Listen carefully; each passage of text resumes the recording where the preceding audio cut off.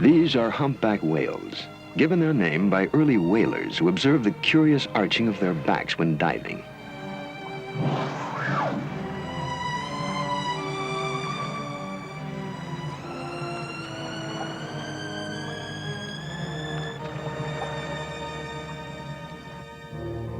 Beneath the then impenetrable veil of the sea, early whalers could not guess at the humpback's beauty and fluid grace, or imagine the awesome display of its long white flippers.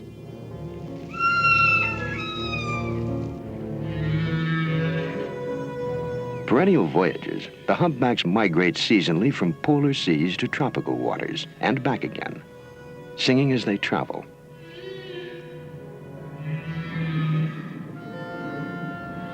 Captain Cousteau and the divers of Calypso will seek out and follow the white-winged humpbacks through their underwater highways and attempt to analyze their amazing repertoire of melodic sounds, which bioacoustic experts call songs.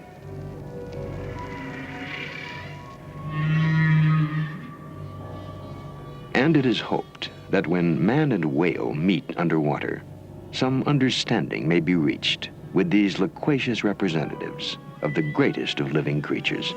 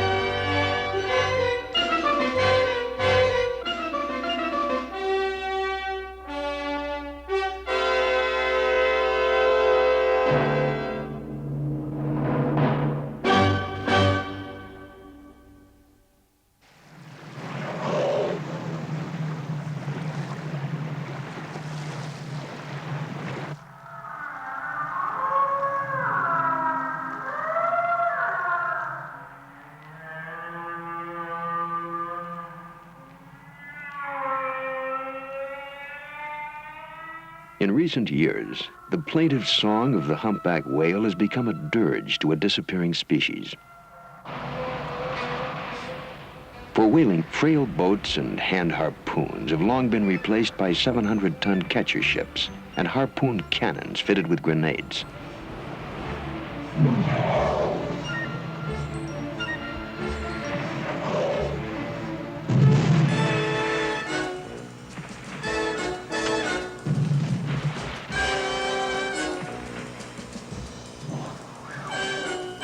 Whales must eventually surface to refill their great lungs. For hunted whales, air breathing is their fatal flaw.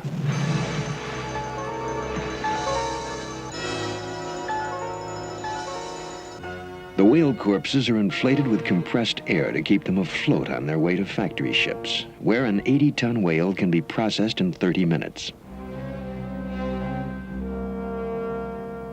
Giants of the sea, slaughtered for such as suntan oil and lipstick, soap and margarine, pet food and fertilizer.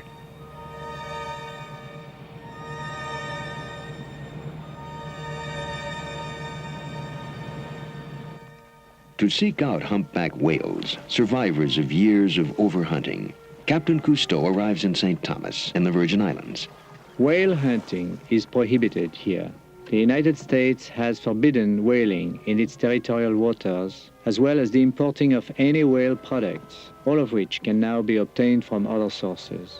The International Whaling Commission has added the humpback to its moratorium list to avoid its extinction. The irony is that some members simply disregard recommendations of the Commission.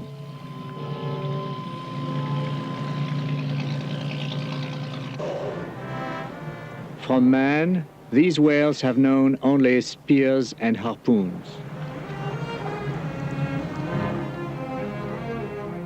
How can we let them know that we approach them as friends?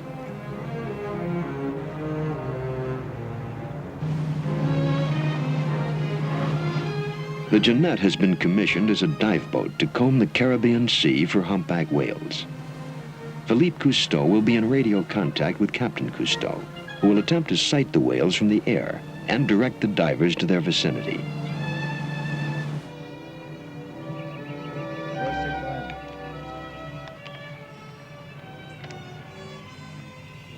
Local fishermen have signaled us by radio the areas where they have sighted whales.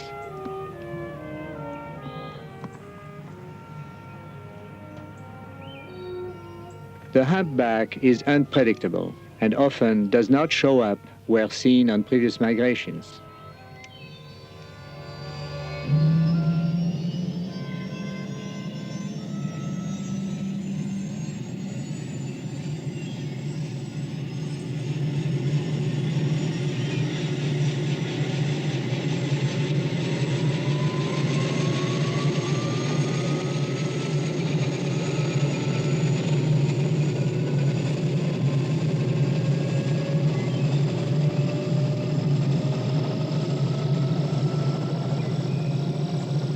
We have planned our expedition for the time of peak migration to these waters, mid-February. The whales are most likely to be found in the channels between the islands, where they funnel through in their northbound migrations.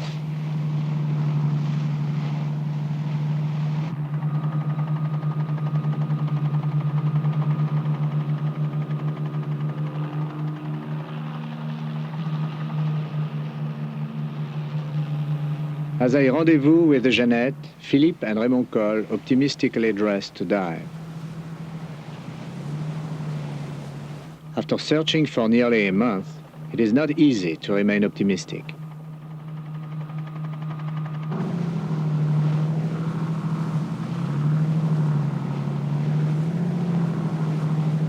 At last, a spouting humpback.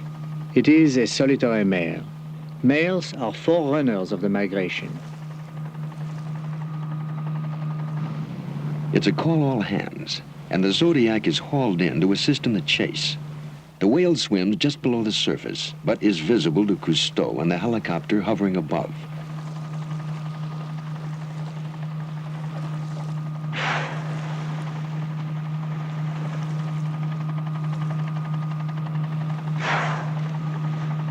Cousteau radio directs the Jeannette and gives hand signals to the crew.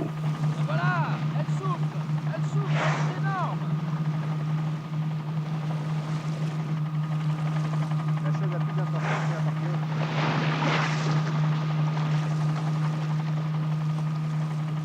François Dorado and Raymond Coll transfer to the Zodiac as the mighty breath of the whale scuds across the sea. 50 feet long and fully 50 tons, the whale levels out and flies, swept-winged, like a jumbo jet underwater.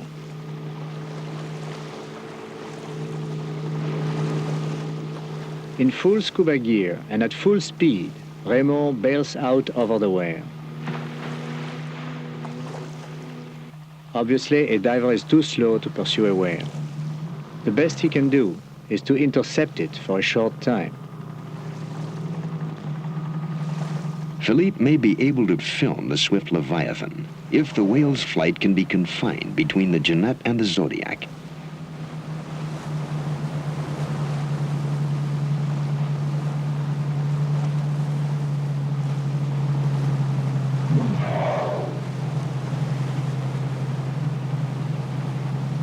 Powered by its great tail, the humpback whale can attain speeds up to 12 knots.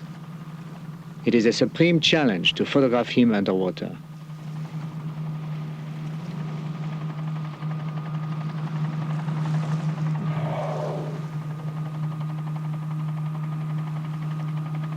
On the bow of the speeding boat, Philippe must seize the exact moment to contact a whale.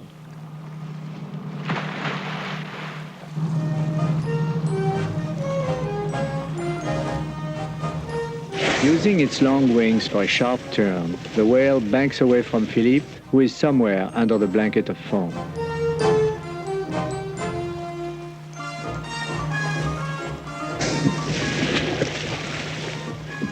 Our artful dodger makes a U-turn beneath us and leaves Philip stranded like a speck of bobbing flotsam.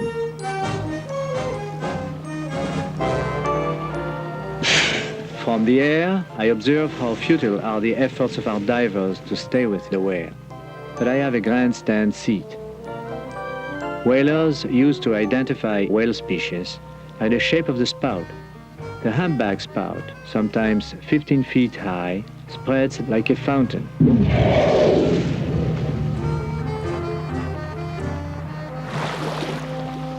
The Zodiac picks up Raymond and Philippe.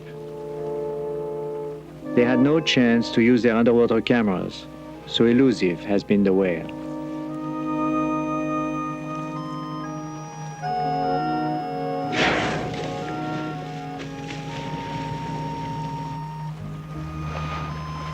By holding its breath, the whale can stay down 20 minutes or more before surfacing again.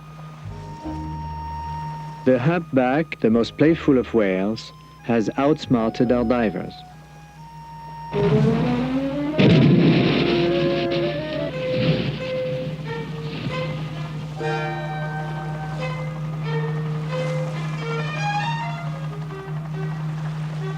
By old English law, the whale is declared a royal fish. Fish it is not. Royalty of the sea it may well be. Its underflukes seem trimmed with ermine. Its noble flippers, 1/3 the length of its body, are also graced by sleeves of royal ermine white.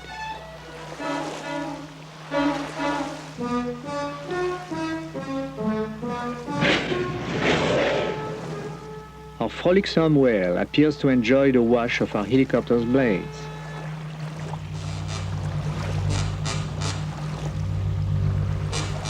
The whale rolls over to take a long look at us and bids us fond adieu.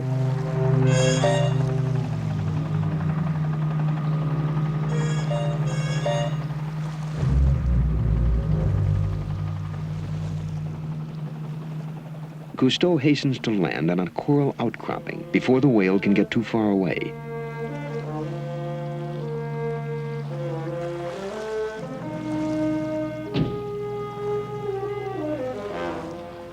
Cousteau hurries to join his crew on the Jeannette before the whale swims out of recording range.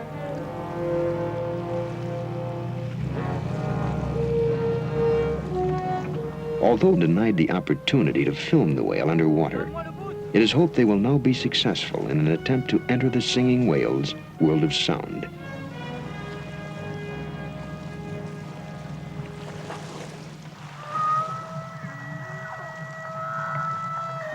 So as to avoid boat noises, a hydrophone suspended beneath a flotation buoy is paid out. The call of the lonely whale is plaintive, often melodious.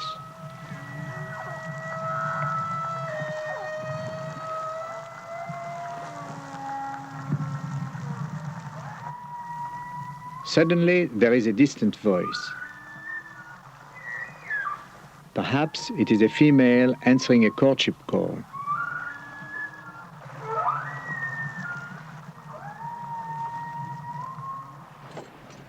At night, Armand Davsault lowers a hydrophone off a silent sailboat specially chartered for recording. Combien d'heures filer là? Les boules sont à 15 mètres.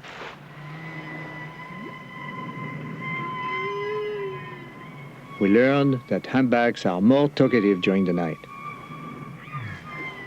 As we spy on their domain, we are like wiretappers who have the technical equipment but do not know how to decode the language, if that it be.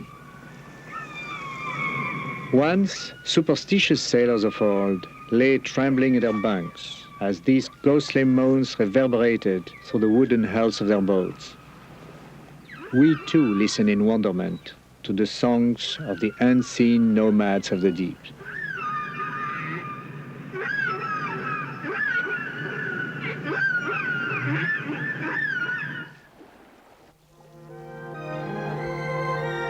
In their attempt to contact singing whales, the Cousteau party has moved from the unproductive waters of the Virgin Islands to Bermuda, 600 miles east of Cape Hatteras, North Carolina. The scarce humpbacks reportedly stop off at this port of call to feed and rest on their return migration to polar seas. The ocean remains discouragingly empty.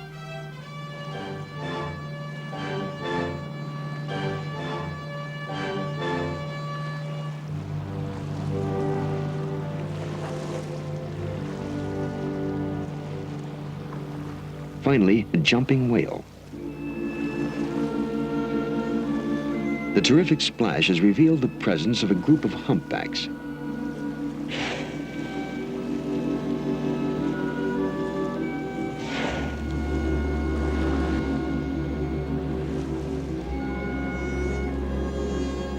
Philippe and Bernard dress quietly, knowing that the whales will remain here for several days before continuing northward.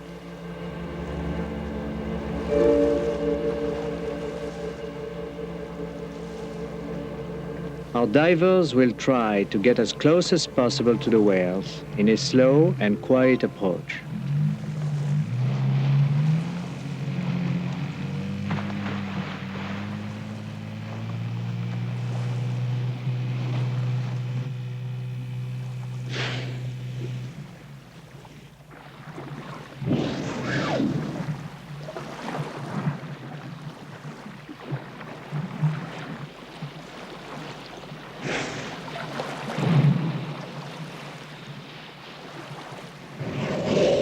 The infiltration seems to go unnoticed.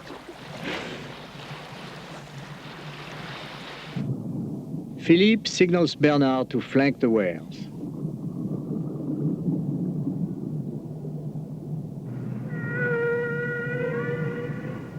Our first film of the humpback underwater is of the animals in flight.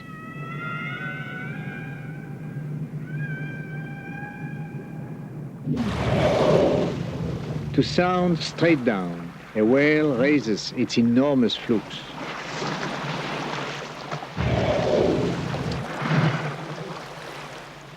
Sumion is caught in the center of the milling whales. A slap of a tail could send him and the Zodiac skyward, but there is no animosity. There is only underwater flight.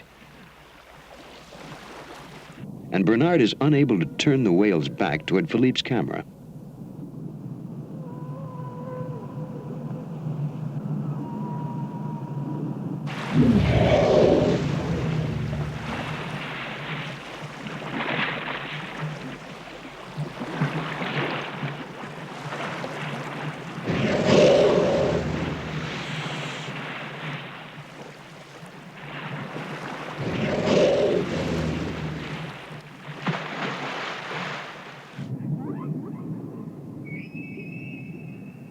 The whales may have been frightened by the sound of the bubbles from our air tanks.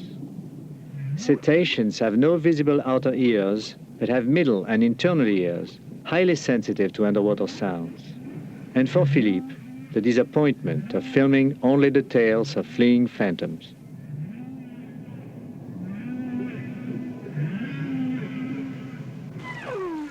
Philippe once more finds consolation in listening to the calls of the whales reverberating through a canyon below. The ocean's sound corridors give the whale's voice enormous range.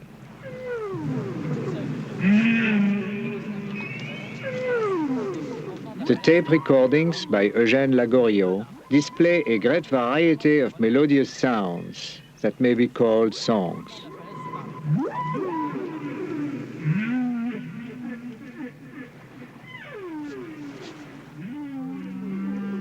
For expert analysis of the humpback whale's phonations, Captain Cousteau has brought the tapes recorded off the Virgin Islands and Bermuda to Dr. William C. Cummings, head of Applied Bioacoustics at the Naval Undersea Center in San Diego, California. We brought to you these recordings because we wished them to be analyzed and in order to understand better what these songs really mean. Did you already make the analysis? Yes, in fact, we've just finished the analysis up here now. Take this. That's a frequency analyzer. Yes, it's frequency versus time. that gives a portrayal. What's the range of frequency? We run here in this particular sound from 44 cycles per second to 2200 cycles per second, more or less encompassing the human capability. What we have here is a spectrogram which portrays the sound, a typical sound of the humpback whale. In this direction of the display is frequency, or pitch, if you will, and here we have time. We end up with these black marks whose intensity signifies those areas where most of the sound energy is. Here's the beginning of the sound, and here's the end of the sound, and you see the sweeping down as we hear it on the tape. You have that sound on your machine, don't you? Yes, it is right. Let's here. listen to it.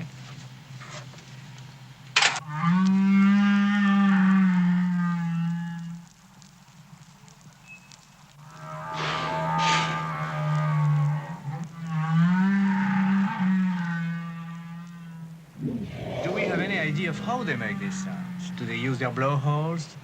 In some cases, when the whale is at the surface of the water and it expires the air or blows, water is trapped in this depression, and it lends characteristics to sounds. There is a possibility, a very strong possibility, that they can use their larynx. They do have a perfectly good voice box, a larynx, but no vocal cords as we know them from our experience with other animals. The fact that these signals cannot be heard very, very far away suggests that the songs are linked with the whale's behavior in groups. Do we have any evidence of that? Do you think that each one of these songs is related to a specific type of behavior? We don't have any experimental evidence for it. However, we know that the animal would not have evolved such a complex mechanism and such a complex repertoire of sounds without any particular meaning. The recordings we made include some low-frequency noises, really grunts, but most of them are songs, really, melodious songs. How would you characterize really a song? Is there a pattern that would allow us to name them songs? Generally speaking, a song is a repetitive sequence of acoustical energy, such as the song of man or the song of a bird, wherein there is some melody and some metric qualities. This is properly applied to the case of the humpback whale. They are beautiful songs. In this particular case, they repeat themselves at intervals, long intervals. Each song is some 9 to 18 minutes in length, which is extraordinary in comparison to other animals. And humans, let's take a spectacular example. For example, a well-known singer like Barbra Streisand. Oh, well, I'd much prefer listening to Barbra Streisand. However, Barbra Streisand cannot measure up either in this case. She cannot measure up with the humpback whale? No, she doesn't sing for 18 minutes, for example. And of course, the humpback whale does. The song of the humpback whale can continue up to 18 minutes and be repeated over again. Moreover, Barbra Streisand cannot reach the very low pitch, and nor can she match the power of the humpback whale.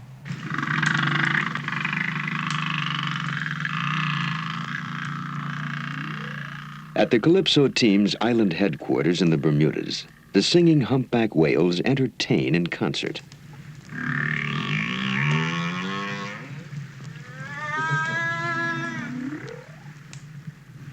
In command performance, the great whale sings solo. They harmonize in answering duets. They boom forth in full chorus.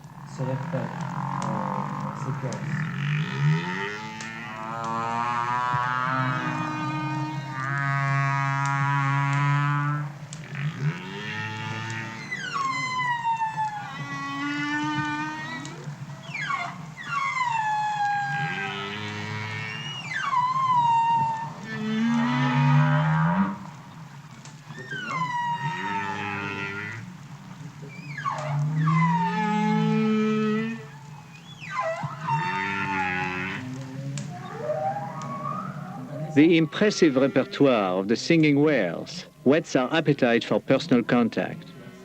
But we have yet to establish any rapprochement with these carusos of the sea.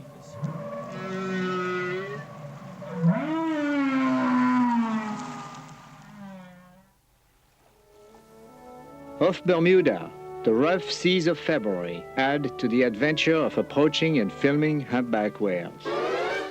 Humpbacks leap as part of their mating ritual, but often it is simply an expression of their frolicsome nature.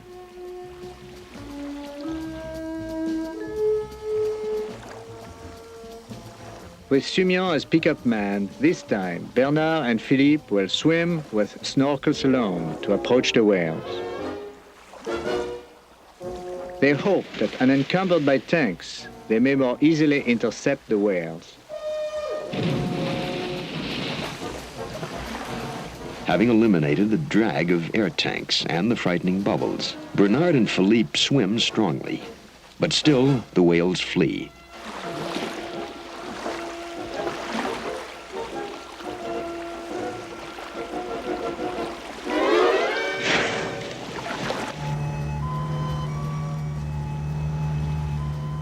The men pursue as fast as they can, hardly half the speed of the whales.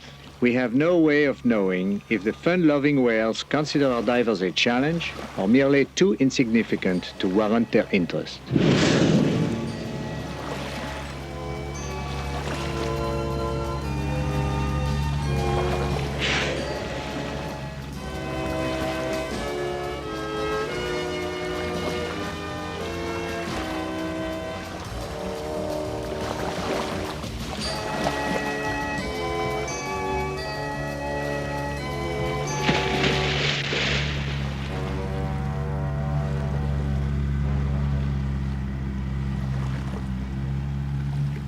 The whales veer away from our exhausted divers, who seem to have met their match.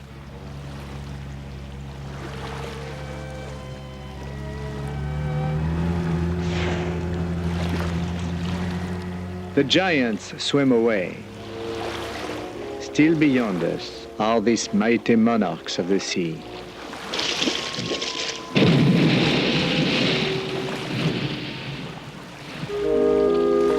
A fast-running, following sea brings Philippe and Bernard to the rail of their wave-tossed dive boat.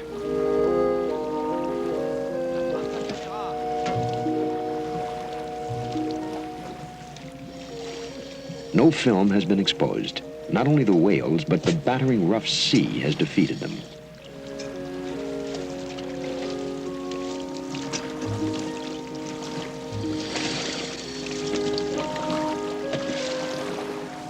Our diver's disappointment is fittingly expressed in the old sailing song. Roll on, thou deep and dark blue ocean, roll. 10,000 mariners sweep over thee in vain. Chaque fois qu'on a essayé de les approcher, on a employé des techniques douces, gentilles. On a été très lentement, très doucement vers les baleines. At their quarters on Bermuda Island, the Calypso team plots how they might yet contact the humpback singing whales in the vastness of the open sea. It is to be a final attempt before the whales continue their northward trek and disperse throughout the polar seas. On peut voir ça comme ça, par exemple. In a game of cetacean chess, Bernard positions his lighter to represent the zodiac, his tobacco pouch the pursuit craft curlew, and his spoon, a baleen humpback whale. Quand on a aperçu les baleines, on embarque dans le zodiaque avec toi, Dominique, et tu nous amènes à bonne distance des baleines. Au moment où elles veulent respirer, tu fonces dessus, et tu te maintiens à leur hauteur. Elles vont être surprises, elles vont respirer très peu, hein, et elles vont essayer de venir respirer une seconde fois. The whales can dive over 1,000 feet, too deep for the men to follow. Finalement, elles viendront respirer. When whales are sighted, the skipper of the curlew, Philippe Sereau, will close in quickly. Continue sur les baleines qui vont continuer leur chemin. The Zodiac, piloted by Sumian, will rush at the whales before they have time to inhale enough air to dive very deep. Startled, the whales will have to take short breaths and remain near the surface for filming. The curlew and the Zodiac will then attempt to corral the whales and turn them toward Philippe's underwater camera.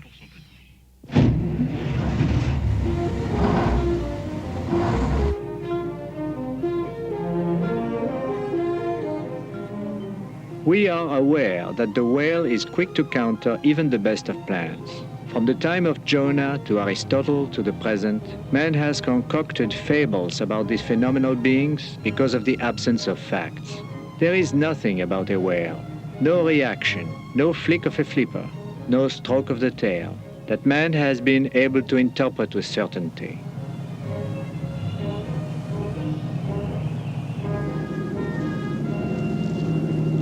From the flying bridge, once more the sea is searched for spouters.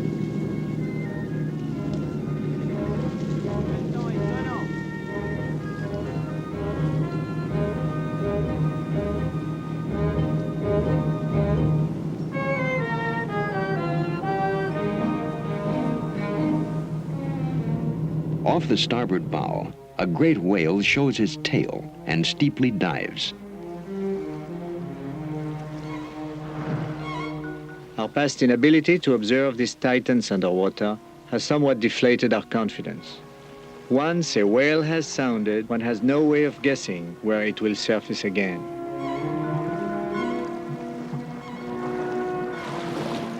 Philippe dresses with the red lining of his wetsuit turned out so he cannot be mistaken for a killer whale. Every precaution is taken against causing the flight of the leviathans.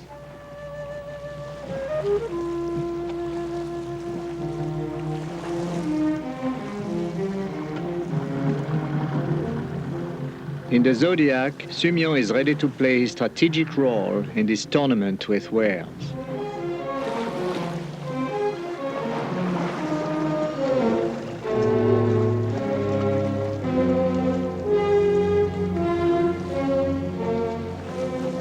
It is the Sea of Giants we are entering, an arena proportionate to the whale's size and strength, not ours.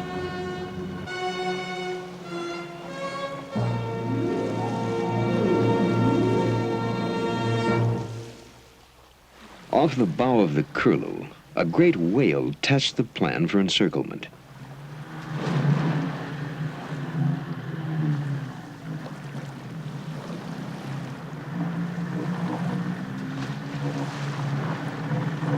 Sumion discovers that what appeared to be one whale is actually two, a female and her calf.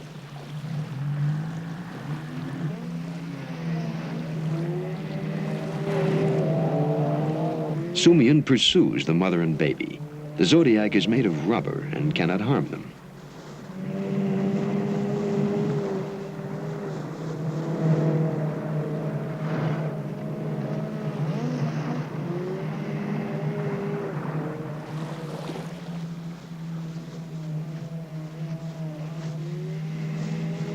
In his attempt to corral the two whales and keep them within underwater camera range, Sumion rides the Zodiac as he would a cow pony on a short rein. Sumion signals Bernard and Philippe to get ready to enter the water.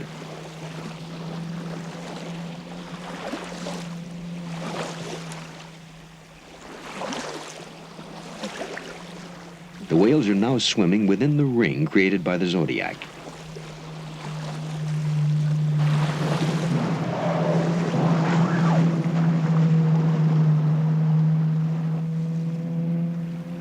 After weeks of disappointment, their greatest opportunity is at hand.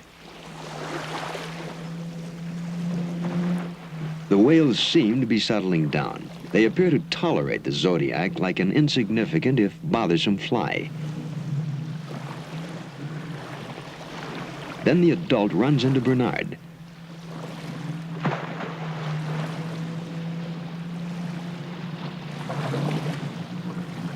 As Sumion approaches once more, the mother whale lifts her head above the water to look at him and dives.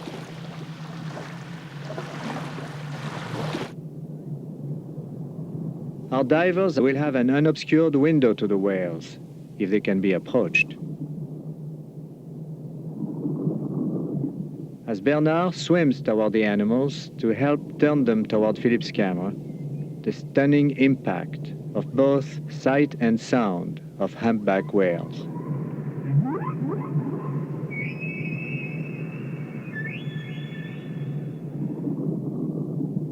Bernard and Philippe follow the female and her calf, and Philippe films the mother helping her baby to the surface to breathe.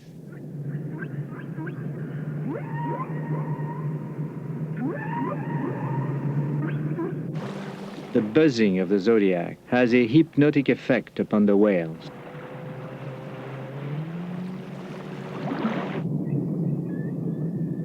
Bernard and Philippe have trouble keeping pace, even though the powerful female is swimming slowly, unwilling to leave her baby behind.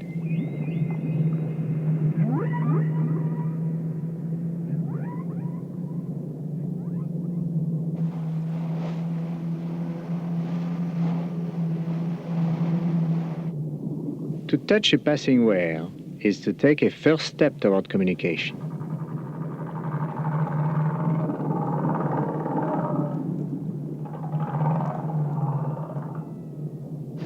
Adult whales have protective blubber a foot thick and cannot be injured by the rubber zodiac. Even so, Sumian carefully lifts the propeller guard so that it does not scrape her.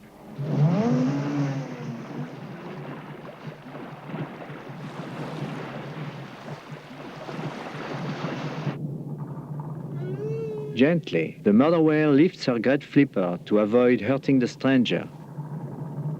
But the turbulence created by her powerful tail sends Philip tumbling.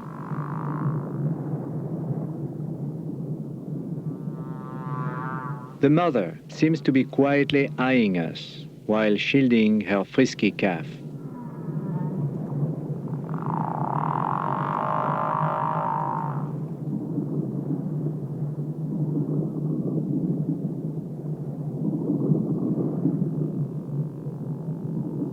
Because of their colossal size, large whales have in the past been studied mainly as carcasses.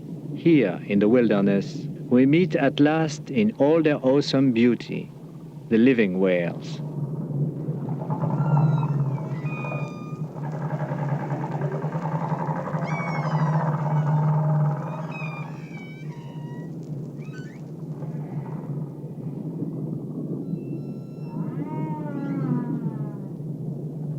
Each of the knobs on the whale's upper jaw contains a single hair, perhaps dating back to when whales were land mammals.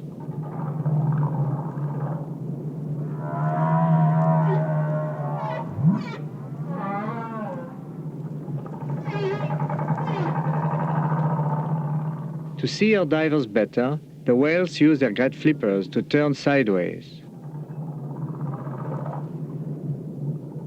Their eyes are far back on the sides of their heads, which reduces their field of vision directly in front of them. They probably rely less on sight than sound.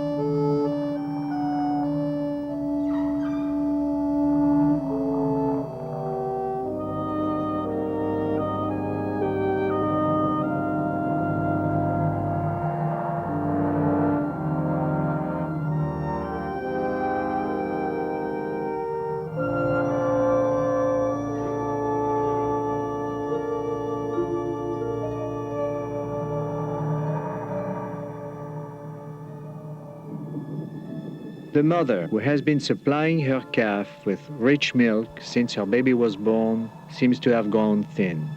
These waters are not as plentiful in plankton as northern waters.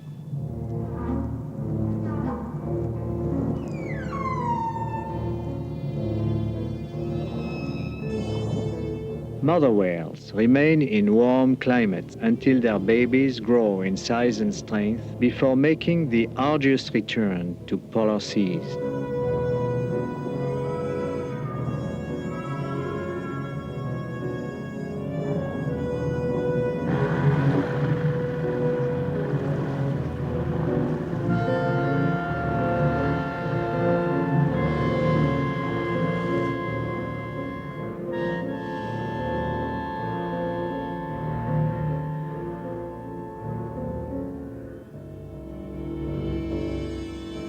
Encouraged by the gentleness of the whale, Bernard dares a ride on her flipper and gets a lesson in hydrodynamics.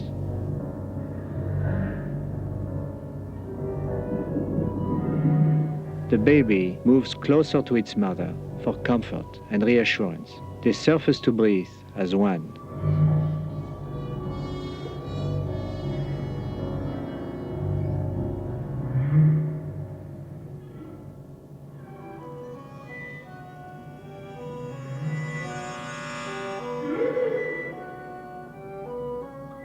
Sumian circles the whale, which packs 500 horsepower in her tail.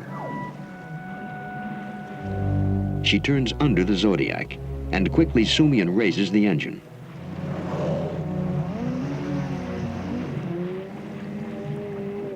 The whale could have knocked the Zodiac out of the water, but did not. This power, so sure of itself, has little to do with the fictional ferocity of a Moby Dick. During our brief encounter, the whales have repeatedly gone out of their way to avoid harming our divers.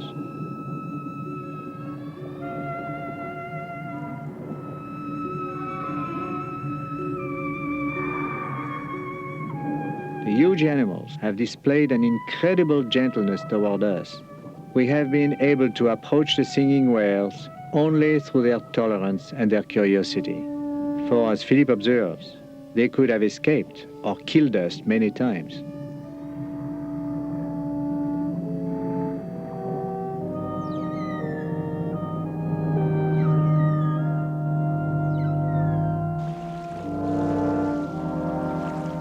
Bernard has a last fling with the mother and her calf before they depart.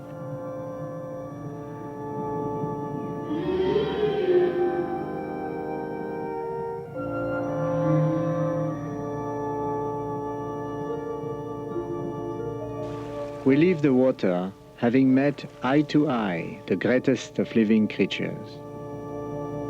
We wonder what image they have gained of us, and if they think well of us.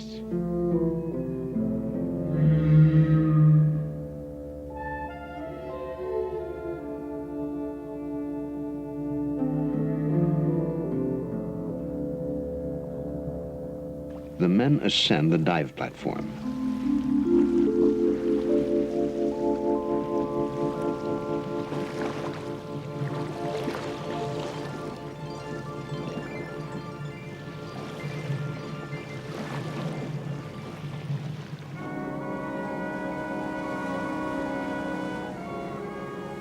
Theirs has been an extraordinary experience. And now the men, each in his own way, savor the moments their lives touched moving mountains, become companions in the sea.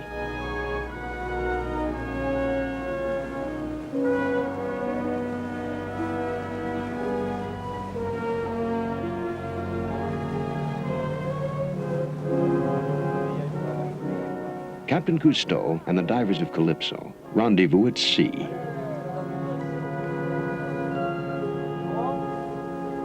They observe that the other whales are waiting on the perimeter for the mother and calf to join them before continuing their migration.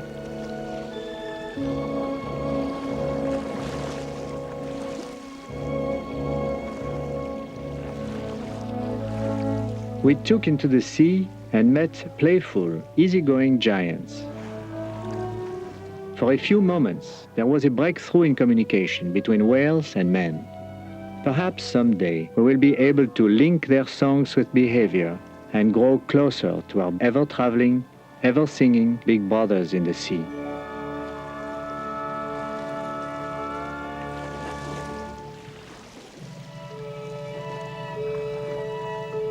Following the migrating whales, Calypso travels to frigid polar waters.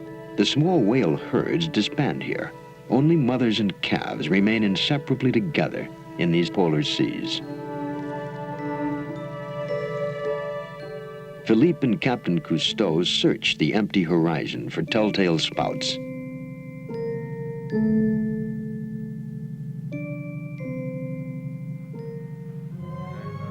Ah oui. Non, mais ça c'est... Ils sont pas très gros. Celui-là, il est balèze, hein? Ça, Celui-là, il est balèze. A young female is sighted across the bow of Calypso. Baleine, par le travers de la Calypso. Whale across Calypso. A Calypso-based helicopter is employed to help locate the scattered whales. Ça y est, on en survole une maintenant.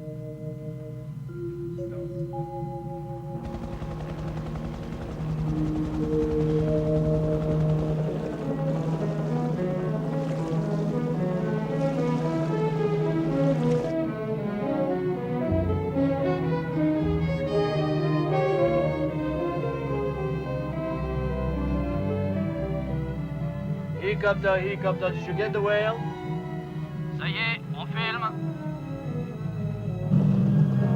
The female is photographed and then it disappears.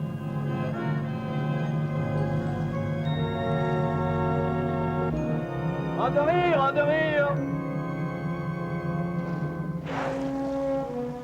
In warm seas, where humpback whales mate and rear their young, the protection officially extended to them as an endangered species is respected. But in both the Arctic and the Antarctic, far from embarrassing witnesses, unchecked whalers continue to kill them. Soon there may be too few singing whales to find each other and to reproduce in sufficient number to overcome their death rate. What a sad song would be that of the last whale beneath the sea, singing for a mate when there is not another whale to hear. Let us all rally to the call. Let us see that the song is answered in expanding numbers, and that for many years to come, the songs of the whales be heard throughout the sea.